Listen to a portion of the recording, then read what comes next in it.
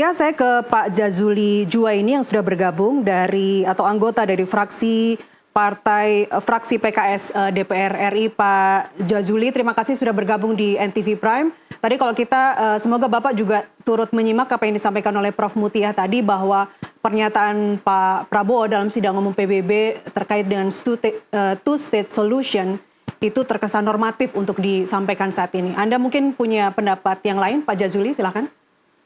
Ya, pertama saya mengapresiasi Presiden Republik Indonesia yang tampil dengan gagah dan orasi yang sangat menarik menurut saya.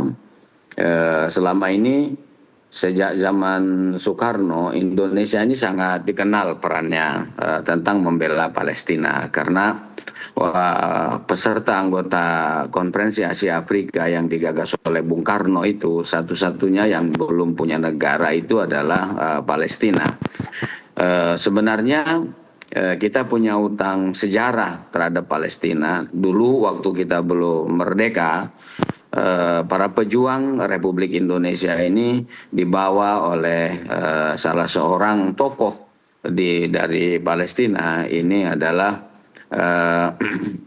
yang sekarang makamnya ada di Lebanon, Syekh Muhammad Al-Husaini, dibawa untuk keliling ke negara-negara Timur Tengah, bagaimana menjelaskan tentang perjuangan rakyat Indonesia dan bagaimana bisa merdeka. Sehingga waktu Indonesia merdeka itu kan negara yang paling pertama diantaranya mengakui itu kan negara Mesir. Artinya negara dari negara Islam, negara Timur Tengah yang memang punya hubungan dan korelasi pada saat para pejuang ini memperjuangkan kemerdekaan Republik Indonesia. Yang kedua, tentu ini merupakan amanat konstitusi bahwa Indonesia tidak boleh tinggal diam ketika ada penjajahan di muka bumi ini, karena penjajahan itu sudah tidak selaras lagi dengan peri kemanusiaan. Jadi di Gaza atau Palestina, antara Israel dengan Palestina ini saya mungkin beda pendapat dengan profesor, dengan seluruh penghormatan saya. Tidak bisa mereka dijadikan satu negara karena Israel penjajah, perampas harta dan rumah serta tanahnya orang Palestina. Kemudian bagaimana bisa disatukan menjadi satu negara? Ya nanti orang Palestinanya yang teraniaya. Sekarang saja sudah dianiaya gitu. Apalagi nanti kalau dikuatkan oleh seluruh negara di dunia lewat PBB bahwa hanya satu negara demokrasi. Itu hanya impiannya Israel. Ada berbeda konteks dengan Indonesia. Indonesia ada Jong Java, Jong Sumatera dan seterusnya. Mereka semua dengan berbeda latar belakang suku dan budayanya, tapi mereka semua penjajah. Kita tidak mendirikan negara bersama penjajah di Republik Indonesia ini. Jadi menurut saya kalau satu negara, kemudian rakyat Palestina berada di situ, kemudian orang Palestina diberi kekuasaan, mimpi rasanya, itu lebih mustahil lagi. Apa yang disampaikan oleh Prabowo dan sebenarnya ini juga yang disampaikan oleh para anggota parlemen di sidang-sidang IPU parlemen dunia itu, memang tidak ada solusi yang paling mungkin. Meskipun kalau ditanya Israel pasti tidak setuju, kalau ditanya orang Palestina pasti tidak setuju. Bagaimana mungkin Israel datang setelah dibantai di Eropa, kemudian dikasih tempat oleh orang Palestina, kemudian dia mau ngambil haknya orang Palestina, pasti nggak setuju. Mereka punya logika. Nah, tetapi ini kan sudah puluhan tahun berjalan. Baik. Mereka menjajah. Pak Jazuli ditahan dulu. Pak Jazuli ditahan dulu, saya ingin minta komentar dari Prof. Mutia. Two-state solution atau one democratic state, dua-duanya sebenarnya tidak akan bisa dicapai ketika Netanyahu sendiri bilang bahwa tidak akan ada negara bernama Palestina. Tapi tadi yang Pak Jazuli bilang, Prof, bahwa one democratic state itu nggak mungkin karena Palestina selama ini sudah terjajah, sudah tersiksa. Ya, kita bisa belajar dari bangsa lain ya. Dulu Prancis dan Jerman itu di dalam Perang Dunia Kedua kan bunuh-bunuhan setengah mati ya dalam perang dunia. Mereka bermusuhan hebat. Yang kita tahu perang dunia itu di antara negara-negara Eropa itu ya pakai senjata kimia dan kejamnya luar biasa, saling. Hitler juga begitu, tapi mereka itu bisa melupakan masa lalu kemudian membangun masa depan. Mereka sudah bisa dalam tahap iridentism itu dendam ya, dendam masa lalu itu mereka kuburkan semua kemudian membangun Uni Eropa. Uni Eropa itu sebetulnya tidak sekedar organisasi Eropa ya, kalau menurut saya itu sudah United States of Europe, karena mereka punya currency untuk menghadapi dominasi dolar Amerika, mereka punya common foreign and security policy, mereka punya common home affairs and justice. Belajar dari sana, mereka itu menyatukan dengan cara perjanjian, tapi memang ada syaratnya bahwa semua anggota itu taat pada kesepakatan yang telah disepakati ya, agreement yang telah disepakati. Belajar dari Uni Eropa, musuhan bunuh-bunuhan bisa menjadi satu ya, antara bukan hanya sekedar penjajah. Kalau itu memang ingin saling merebut wilayah, Hitler itu kurang apa kejamnya ya, tapi dilupakan karena ingin mencapai sesuatu yang kehidupan yang lebih baik. Nah, itu memang tergantung komitmen masing-masing yang sedang konflik, tapi bukan berarti tidak mungkin, karena ada bangsa lain yang telah bisa sukses merubah konflik menjadi kerjasama. Baik, gitu. Baik, Prof. Mutia, Ya. kembali ke pidato Presiden Prabowo Subianto di sidang umum PBB yang menggelegar, mendapatkan standing ovation dan tepuk tangan penghormatan dari para hadirin yang hadir di sidang umum PBB. Bagaimana Anda memaknai hal itu dan seberapa efektif sebenarnya pidato seorang Presiden Republik Indonesia dalam meningkatkan posisi Indonesia di kancah internasional saat ini?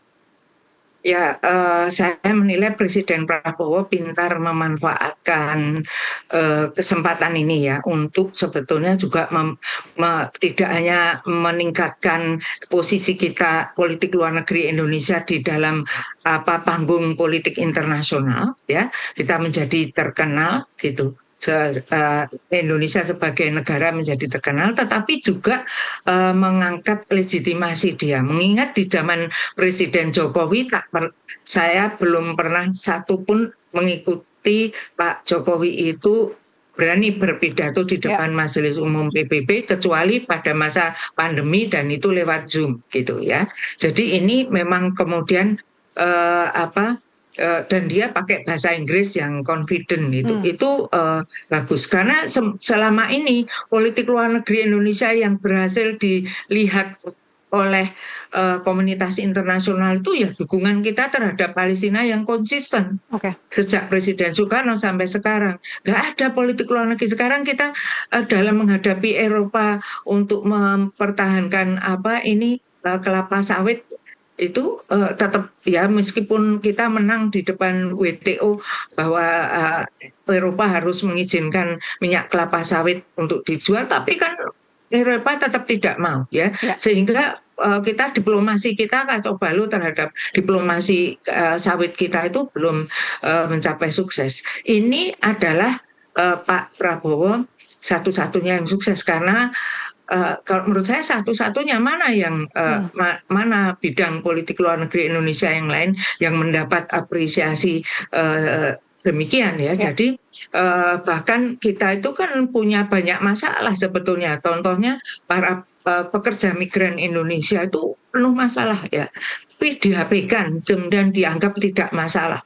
Padahal itu termasuk kunci perbatasan kita. Ya, perbatasan kita dengan negara tetangga ini penuh masalah. Dengan Timor Leste belum selesai, dengan Malaysia belum selesai, Laut Cina Selatan belum selesai. Itu dilupakan semua. Terus kita konsentrasi di sini dan kita senang kita dapat tepuk tangan standing ovation gitu ya.